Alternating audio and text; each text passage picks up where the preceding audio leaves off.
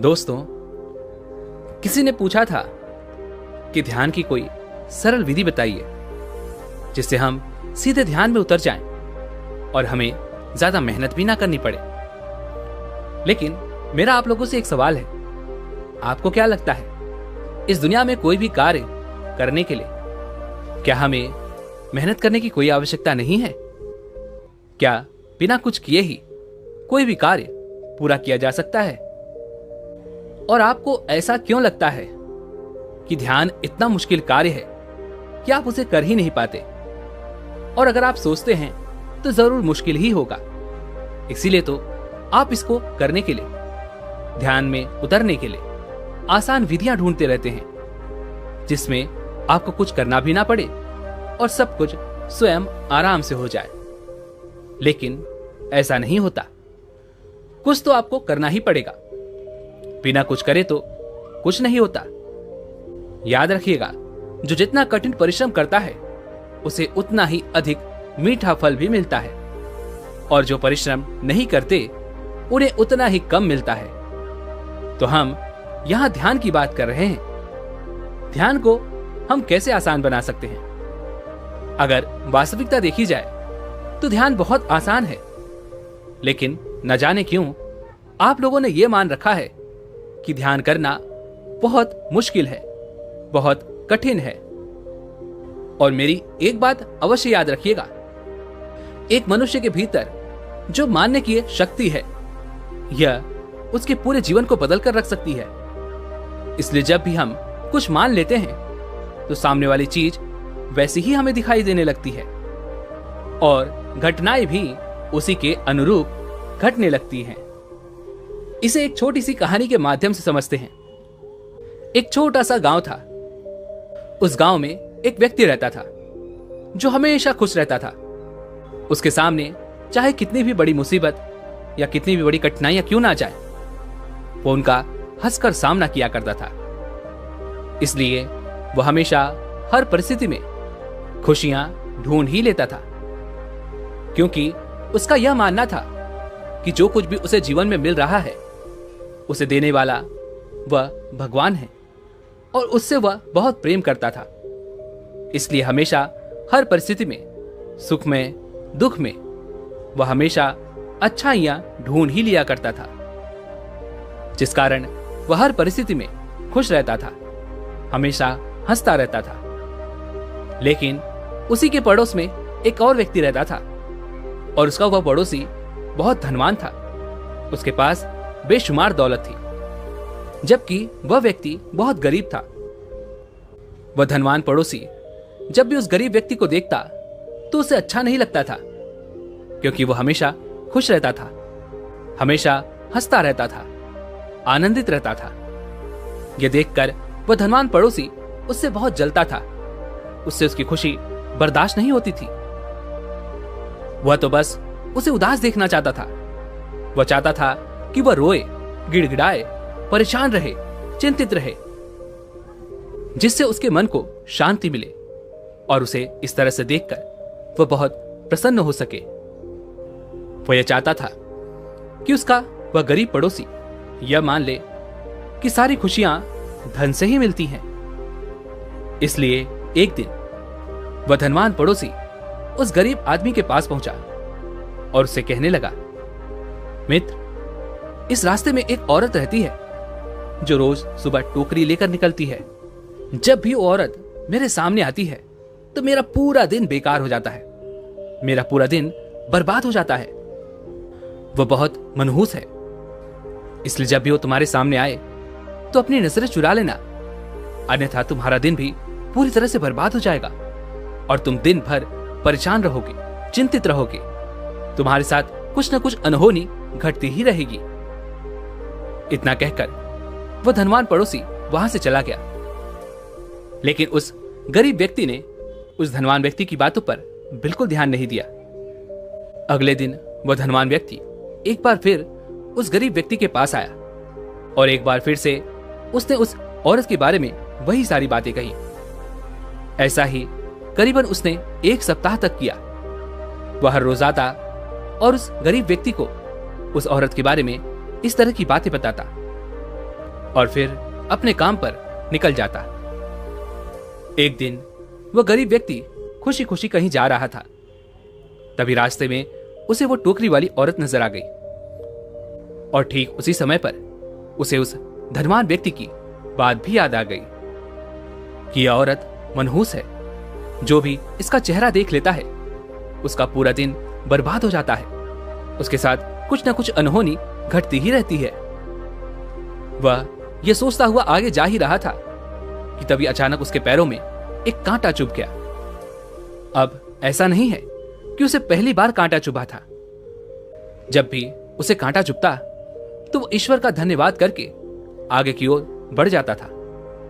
वह हमेशा यही कहता था कि हे ईश्वर, आपका बहुत बहुत धन्यवाद, आपने मुझे बचा लिया, अन्यथा इससे कुछ बड़ा हो सकता था। लेकिन आज जब उसके पैरों में कांटा चुभा तो उसने सोचा शायद वह धनवान व्यक्ति सही कहता है। ये औरत मनहूस है।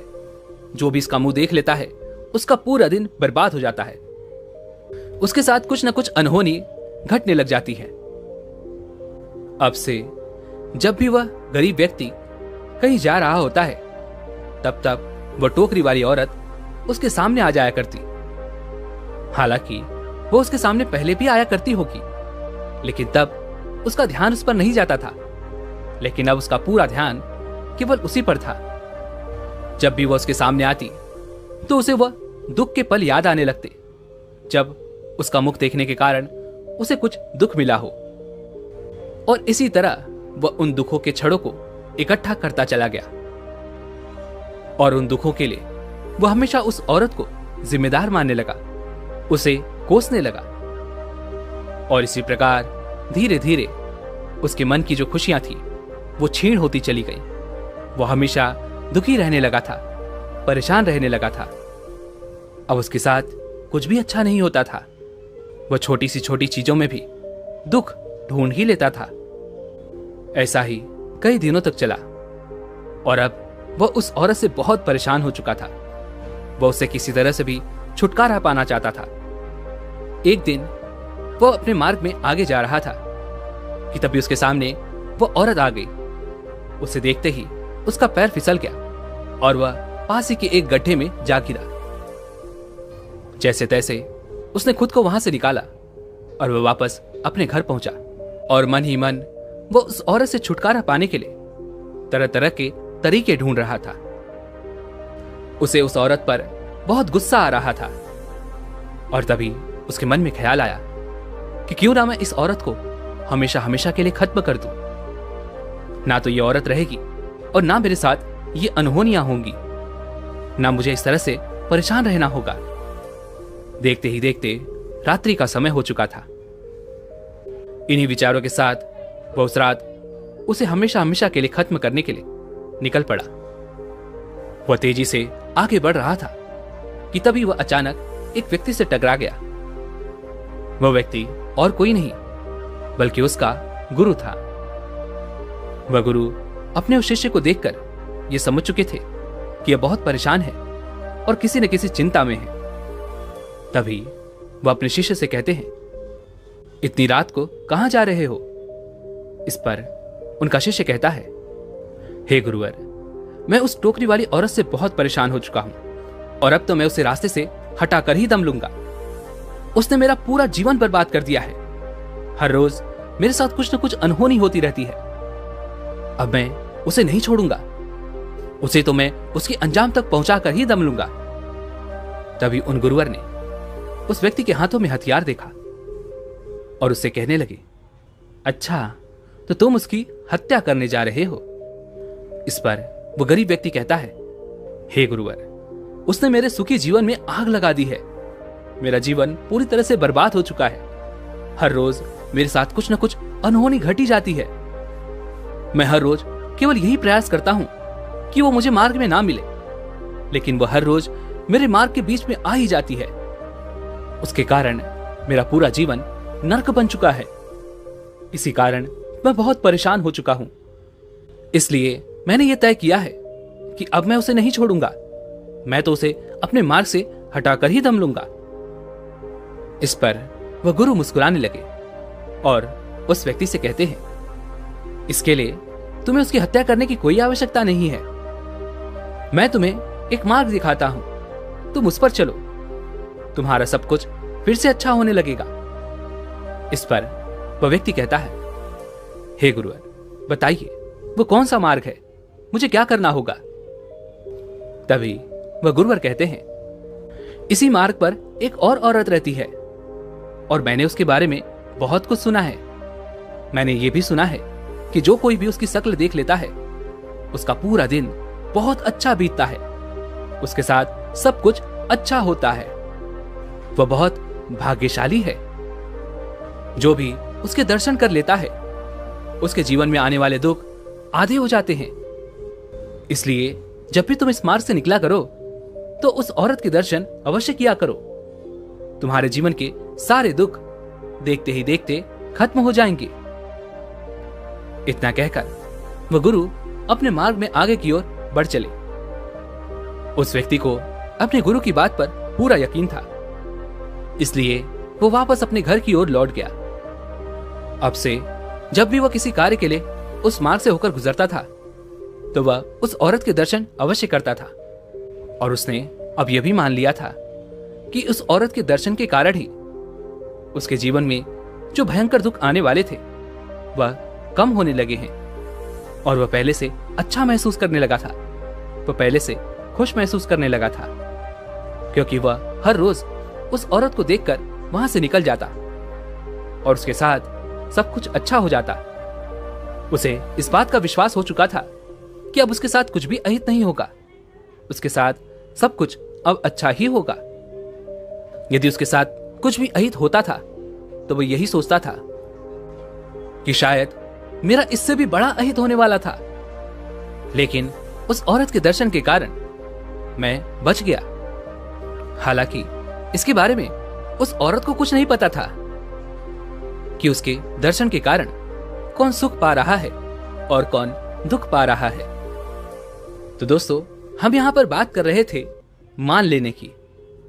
ध्यान में मान लेना एक बहुत बड़ी भूमिका निभाता है। अगर आप यह मान लेते हैं कि ध्यान कठिन है और इसे आप कभी नहीं कर सकते, तो आप यकीन मानिए आप इसे कभी नहीं कर पाएंगे, क्योंकि आपका विश्वास यही कहता है।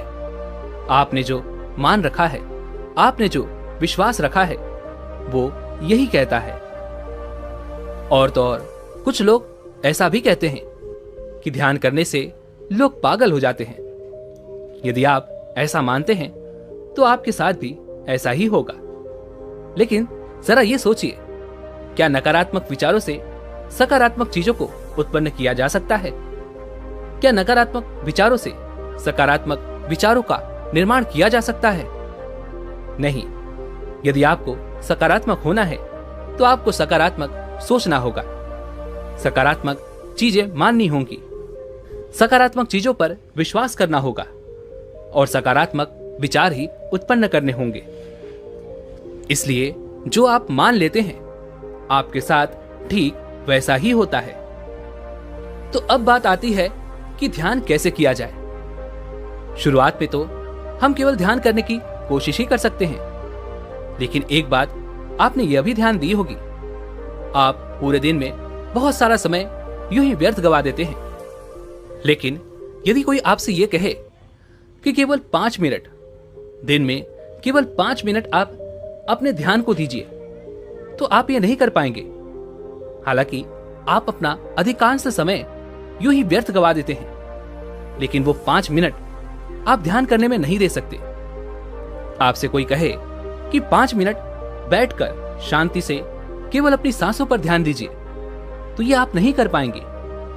हो सकता है कि आप में से अधिकांश लोग इसे 1 दिन करें, 2 दिन करें, 3 दिन करें, 4 दिन करें, और फिर किसी की बात सुनकर अगर आपको और भी ज्यादा प्रेरणा मिल जाए तो हो सकता है कि आप उसे 15 से 20 दिन या फिर महीना भर कर सकते हैं। लेकिन फिर आप इसे ऊपरी मन से करने लग जाएंगे और एक न एक दिन आप इसे छोड़ देंगे। लेकिन आपने ये नहीं सोचा कि जहां पर आप अपना समय यूं ही व्यर्थ कर देते हैं, वहां पर केवल दिन में 5 मिनट निकालना क्या इतना मुश्किल है? जरा सोचिए, क्या इससे सरल और इससे आसान कुछ हो सकता है? हाँ, शुरुआत में हम ध्यान का अभ्यास जरूर करेंगे, शुरुआत में हम ध्यान करने का प्रयास जरूर करेंगे, लेकिन ध्यान नहीं लग पाएगा। इससे आप परेशान होने लगेंगे, चिंतित होने लगेंगे और तरह तरह के अलग मार्गों को ढूंढने लग जाएंगे जो इससे भी सीधा हो, सरल हो, आसान हो, जिसमें आपको कुछ करना भी ना पड़े और आप आसानी से ध्यान में उतर जाएं। और कुछ लोग जो धैर्य बनाकर रखेंगे और ध्यान की कोशिश अर्थात ध्यान का अभ्यास निरंतर करते रहेंगे, वह एक न एक दिन ध्यान में जरूर अवतरित हो जाएंगे और देखते ही देखते यह ध्यान संपूर्ण हो जाएगा। और जब आप एक बार उस ध्यान में उतर जाएंगे, तब आप अपने जीवन को देख सकेंगे, उसकी वास्तविकता को जान सकेंगे, अपने आप को पहचान सकेंगे। तब आपकी सोच और समझ का विस्तार होने लगेगा। महात्मा बुद्ध भी इसी तरह से ध्यान किया करते थे। वह केवल अपनी सांसों पर ध्यान लगाया करते थे, क्योंकि सांस ही एक ऐसी चीज है जो आपके साथ हमेशा रहती है। जब तक आपका ये शरीर है, तब तक आपकी सांसें भी हैं और तभी तक ध्यान संभव है। बिना सांसों के या बिना शरीर के ध्यान नहीं किया जा सकता। सांस रूपी यह एक ऐसा यंत्र है जो आपको मिला हुआ है, जिस पर आप कभी भी, कहीं भी, किसी भी अवस्था में ध्यान केंद्रित कर सकते हैं। बाकी ऐसी कोई चीज नहीं जिसे हर जगह, हर समय अपने साथ आप लेकर चल सकते हो और वो आपको इस भौतिक जगत से आपके आंतरिक जगत तक जोड़ती हो। क्या आपने कभी एक पल के लिए सोचा है कि आपको दिन भर में कितनी सांसें आती हैं और कितनी सांसें जाती हैं? क्या आपने कभी इस पर ध्यान दिया है? क्या आपने कभी यह भी ध्यान दिया है कि क्या आप सांसें ले रहे हैं या नहीं? तो चलिए एक छोटा सा प्रयोग करके देखते हैं। आप सबके पास मोबाइल फोन तो होगा ही, जिसे आप यूज करते हैं। आपके पास इंटरनेट भी होगा। आपका जब मन करता है, तब आप अपने फोन पर उंगलियां चलाने लग जाते हैं। कुछ नहीं तो आप बार बार फोन ऑन ही करके देख लेते हैं। कुछ मिल जाए, कुछ मजेदार ढूंढने लगते हैं, क्योंकि फोन आपकी एक आदत सी बन चुकी है और आप उसके बिना एक सेकेंड भी रह नहीं पाते। तो अब आपके मन में यह प्रश्न उठ रहा होगा कि आखिर आपको करना क्या है? तो आपको बस एक छोटा सा काम करना है। आपको अपने इस फोन को कुछ देर के लिए अपने आप से दूर रखना है और अपने आप पर ध्यान केंद्रित करना है कि आप कितनी देर तक फोन को बिना इस्तेमाल किए रह सकते हैं। जब आप ध्यान देंगे, तब आपको यह एहसास होगा कि आपके भीतर से कोई ऐसा है जो आपसे ये कह रहा होगा, जो आपसे जोर जबरदस्ती करेगा कि उस फोन को उठा लो, उस फोन को ऑन करो और देखो कि क्या हो रहा है, क्या चल रहा है। कुछ नया तो नहीं आया, कुछ मजेदार आया होगा। अब आपके मन में यह प्रश्न उठ रहा होगा कि आखिर ये जोर जबरदस्ती हमसे करेगा कौन? तो ये कोई नहीं है, ये तो केवल आपकी एक आदत है और यह आदत घटना चाहती है, क्योंकि हम जो भी आदतें अपनाते हैं वो आदतें घटने के लिए ही होती हैं और वह सभी घटना ही चाहती हैं। वह आपके द्वारा बाहर की ओर कार्य करना चाहती हैं और अगर ये एक आदत है जो आप पर हावी हो रही है, तो आंखें बंद करना और ध्यान देना कि आप में ये आदत कहां से आई है और आपके भीतर ये कहां समाई हुई है। क्या आप इसे जान सकते हो? क्या आप इसे पहचान सकते हो? क्या आप इस पर नियंत्रण पा सकते हो? अगर हां, तो कैसे? और यह केवल एक आदत नहीं है, ऐसी कई सारी आदतें हमारे भीतर यूं ही छुपी हुई हैं, जो हमारे द्वारा बाहर के कार्य करना चाहती हैं, अर्थात घटना चाहती हैं, और इन्हीं आदतों के कारण हमारा निर्माण होता है। यही आदतें हमारा निर्माण कर रही हैं, और वो भी बिना हमारी अनुमति के। क्या आपने इस बारे में कभी सोचा था? ऐसे ही जीवन की छोटी छोटी बातों में आप ध्यान को केंद्रित कर सकते हैं। उसमें अपने आप को ढूंढ सकते हैं, समझ सकते हैं, पहचान सकते हैं, उनकी वास्तविकता और सत्यता को देख सकते हैं। हो सकता है यह प्रयोग आप में से कई लोगों को समझ में आया हो और ना भी समझ में आया हो। यदि आपको समझ में आया तो आप मुझे कमेंट में जरूर बताइएगा, और यदि आपको यह प्रयोग नहीं समझ में आया तो भी आप मुझे कमेंट में बता सकते हैं। इसी के साथ में उम्मीद है कि आपको आज की वीडियो जरूर पसंद आई होगी, और मैं उम्मीद करता हूं कि आप इस प्रयोग को एक बार अपने जीवन में जरूर उतार कर देखेंगे। वैसे अगर आपको ये वीडियो अच्छी लगी हो तो आप लाइक और शेयर करने के साथ चैनल को सब्सक्राइब और घंटी बटन को जरूर दबा दीजिएगा। तो चलिए मिलते हैं ऐसे एक और वीडियो में, तब तक के लिए अपना ख्याल रखें। धन्यवाद।